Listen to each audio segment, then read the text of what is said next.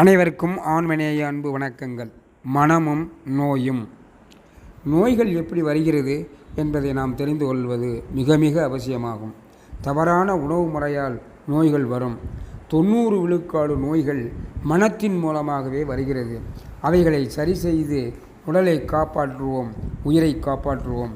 ஆணவம் அதிகரிக்கும் போதே மூட்டு நோய்கள் வருகின்றது.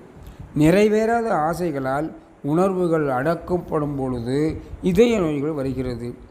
பிறர் மீது கொண்டுள்ள கோப மிகுதியால் தீவிர எண்ணங்கள் தோன்றி பிரஷர் வருகிறது. பொறாமை அதிகரிக்கும் போது வயிற்றுப்பகுதி பாதிக்கப்படுகிறது. அதிக பயம் ஏற்படும் பொழுது நரம்பு மண்டலம் பாதிக்கப்படுகிறது. அனைத்தையும் அடக்கி ஆனந்தமாக வாழ்வோம்.